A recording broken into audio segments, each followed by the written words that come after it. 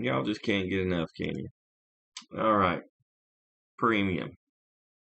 So we're going to stage this video uh, to talk about Mr. Obvious. And it's that a lot of these companies truly are not doing very well. Now, um, we'll set the stage here with old Ebix, seniority rules. We're still in this damn thing.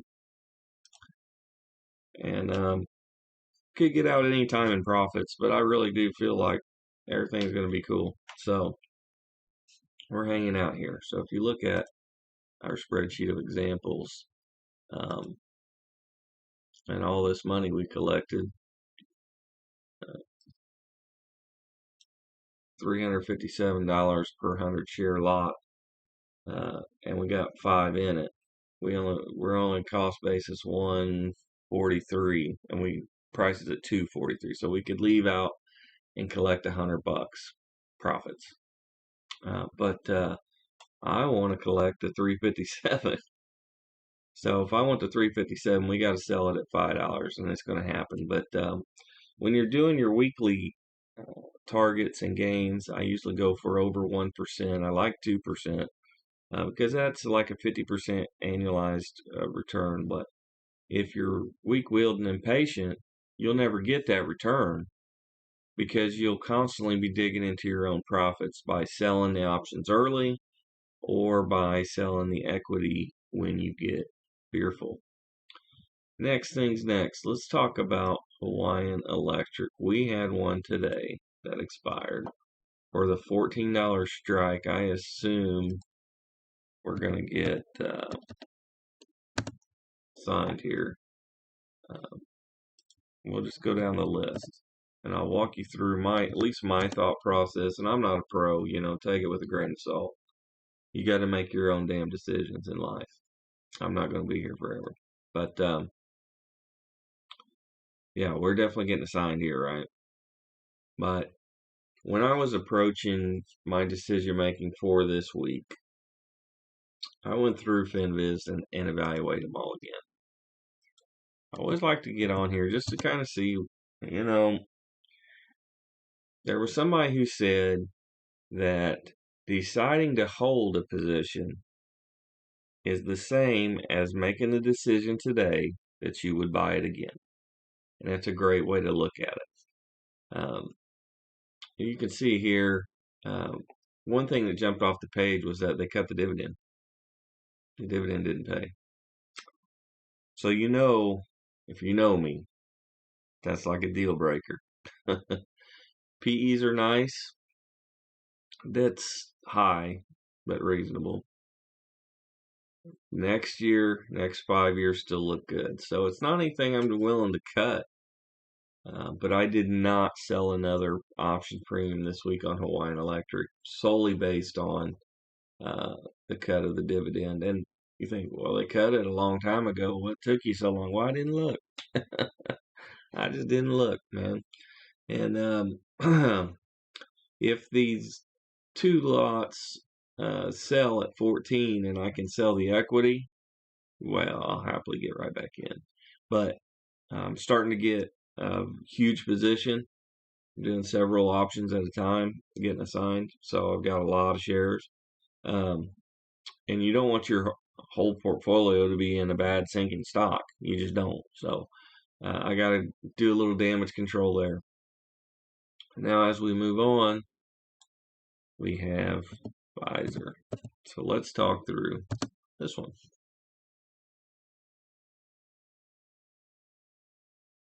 What do you notice off of this one that is something where we would not actively buy this today?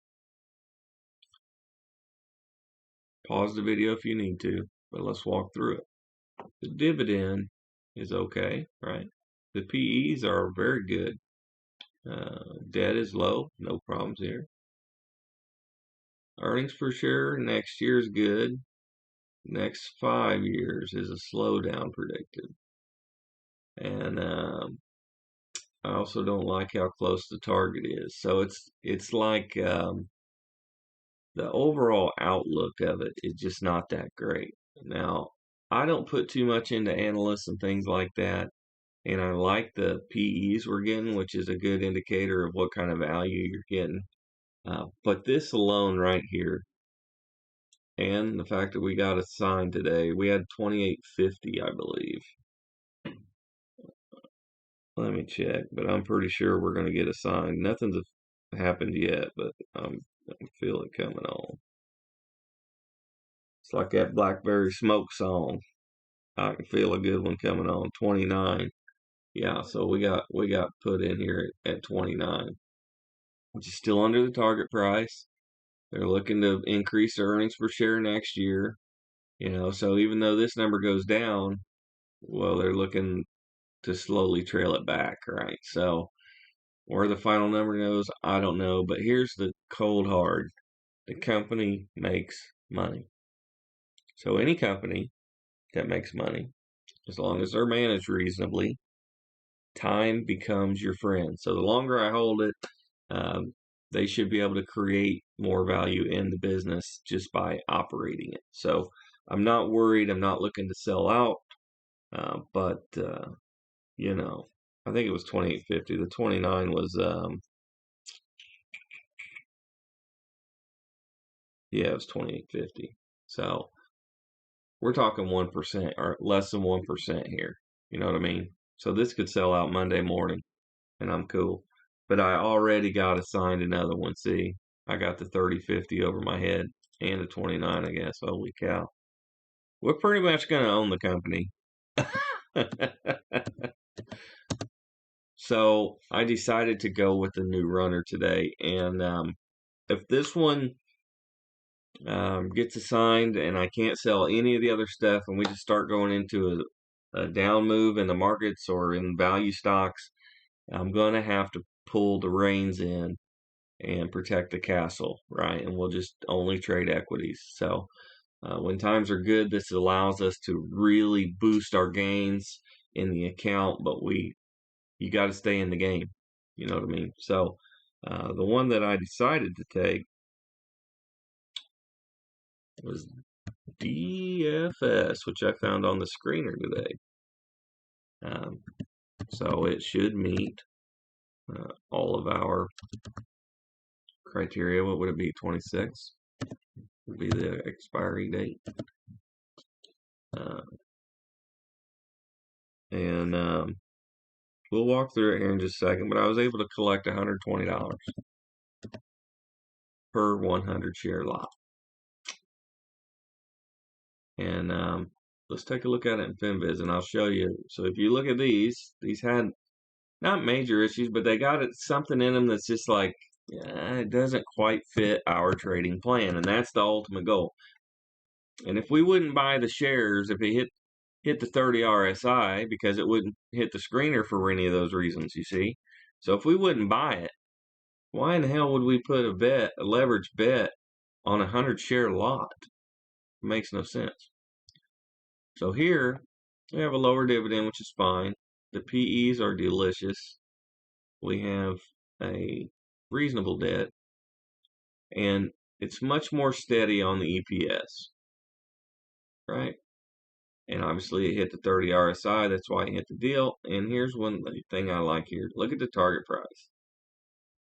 It's like 20% above. So Discover, they've been giving college kids credit cards they can't afford for years. I mean, that's just a business that's good.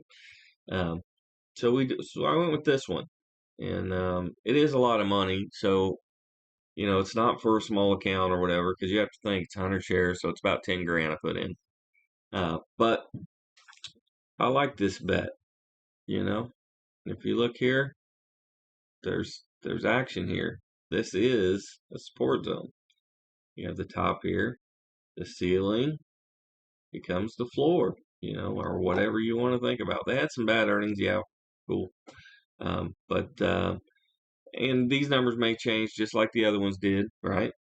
But I decided to go with this one just to kind of get into something that has a little bit better numbers. Now, does it mean it's going to be different results? No, not really. at the end of the day, it doesn't matter. But we're hedging our bet in the options game by collecting premium. Okay, so earning my name, we're holding the bag on 4 of them now. This one's first week. Who knows? We're in profits. We've got the 97 strike, so we're in profits. I mean, I made made a few dollars today on it. So, but we're gonna hold it till it expire. And some of the other ones too, you might wonder, like Pfizer. I could have bought back my option for, probably about half of what I collected, and not had to get assigned the 100 shares. And I think a lot of newer investors will be tempted by that kind of thing. And the reason I didn't do it is because if you start giving away your profits, you will never make money in the market. And if you're weak-willed and you got no guts, you're going to be emotionally whipsawed all over the place. The thing I love about options is that it's like playing heads-up poker with somebody and you can't fold. If you start folding all the time, they might beat you and you might have had the better cards. But this is a bet where I know I'm just going to hang on to this. So if the market can only go up, down, or sideways, and when it goes up or sideways, I win the bet outright. When it goes down and I don't sell it, and I believe eventually it'll go up because it makes money, well, I can't lose there either. So if you're trying to get real mathy on it and real head even trying to figure out, oh, wow, Nate's tied up all this capital and stuff like that, it's leverage. So I just got to beat the leverage rate. And that's why you'll see me back off if things don't go well next week. But, a lot can happen in a week. We've got a lot of strikes that are really close on the Hawaiian Electric and the Pfizer play. I mean, this is 50 cents difference. This is only 2%. 2% in a week is nothing. I mean, you could have Pfizer go up 7% in a day because as far down as what it is. Eventually, when the big institutions want to get back in it, it'll go. This one's a little bit further away, but no big deal. And then, of course, these two are pretty far away, but at the same time, when they hit, they're both hit. So I'm nothing to worry about. And this one hell's 50% off. I'm not even worried about it. And some of them should at least generate some kind of cash flow. But we're just kind of stuck in the mud. But like I said, we're going to stay the course, hold the bag until we can get the bag. That's how we do it. So that's my weekend options. I hope it's entertaining to you, maybe a little educational. Like I said, I don't want none of y'all to follow me or nothing like that. But this is how I'm thinking about it. So for a 97 strike, we collect 120. It's way over 1%. 50 weeks a year. That's why I'm looking at it. But it only works if you firmly believe you can get out of the damn thing if you get assigned. And I do. On all the positions I have. And if I didn't, I would sell them. But nothing to worry about yet. And even the one went in bankruptcy. I mean, come on. But it was 11. So, you got to look at it. Everything's good.